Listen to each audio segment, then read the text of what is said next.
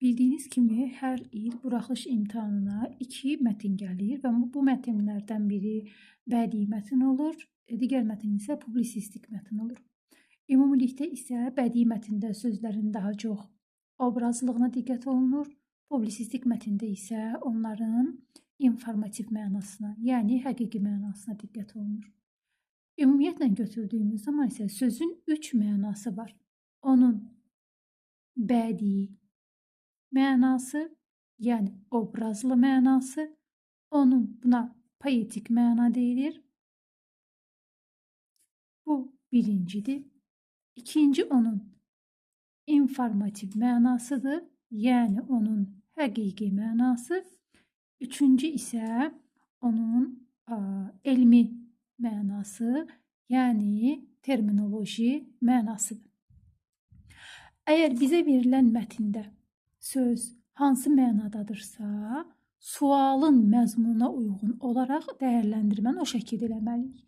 Bu sual modeli ümumiyyətlə hansı ki deyir ki, mətnin üslubi xüsusiyyətinə uyğun olaraq doğru verilən cümlələri seçin və yaxud da üslubi xüsusiyyətinə uyğun olaraq cümləni tamamlayın və yaxud da deyə bilər ki, mətnin üslubi xüsusiyyəti nədir?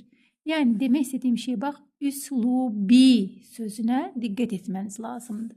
Var sizdən soruşur ki, üslubun xüsusiyyəti deyir ki, mətnin aid olduğu üslubun xüsusiyyətini seçin. Var sizə deyir ki, üslubi xüsusiyyət. Əgər aid olduğu üslubun xüsusiyyətini sizdən istəyirsə, o mətn hansı üslubdadırsa, o üsluba aid bildiyiniz bütün xüsusiyyətləri yaza bilərsiniz. Lakin üslubi xüsusiyyət istəyirsə, baxın sonundakı i hərfinə diqqət edirsiniz. Yəni mətnin içində nəyi görürsənsə, ancaq onu səndən tələb edir deməkdir. Üslubi xüsusiyyət istədiyi zaman heç vaxt durub da mətn bədii üslubdadır, yaxud da mətn publisistik üslubdadır cavabını yazmayın. Çünki o cavab yazılmamış kimi qəbul olunur. Necə? Misal üçün deyək ki, soruşurlar ki, Leylanın xüsusiyyəti nədir? Və siz cavab olaraq deyirsiniz ki, onun adı Leyladır. Sizcə bu onun xüsusiyyətidirmi? Xeyr, bu onun adıdır. Siz desəniz ki, sarışındır, hündür boydur, mavi gözləri var. Bax, onun xüsusiyyətləri odur. Buna görə də heç vaxt üslubun adını yazmaq, onun xüsusiyyətini yazmaq demək deyil. İndi bizə bu sualda deyir ki, mətndə çərçivədə verilmiş sözün eyni üslubu funksiyada işləndiyi nümunəni müəyyən edin. Gəlin görək mətndə çərçivədə verilmiş söz hansı mənada verilir? Baxaq nə deyir? Aprel ayı idi. Amerikanın uzaq bir qəsəbəsinin hotelində otaq kirayə elədim. Otağa girəndə pəncərənin kömür anbarının açıldığını gördüm. Kömür sözü 3 mənada istifadə oluna bilər. Obrazlı mənada, onun qəlbi kömür kimi qaralmışdı. Terminoloji mənada, bu hər hansı bir kimya ilə əlaqədar olaraq bir cümlədə özünü göstərə bilər. Ya da bizim kömür anbarımız qapatılıb, kömür anbarından çoxlu kömür satdılar kimi publisistik, yəni informativ mənada, həqiqi mənada istifadə oluna bilər. İndi bu mətndə biz görürük ki, kömür sözü orada informativ mənada verilib, yəni həqiqi mənada verilibdir.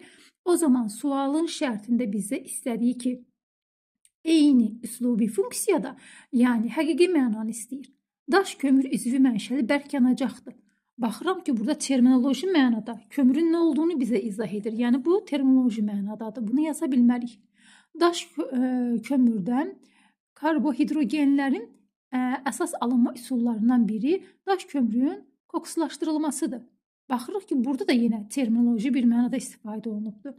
Mənim gözləri kömür didəli qızım, sənsiz elə darıxıram ki cümləsində isə göz heç vaxt kömür ola bilməz. Burada bədii üslubda istifadə olunubdur.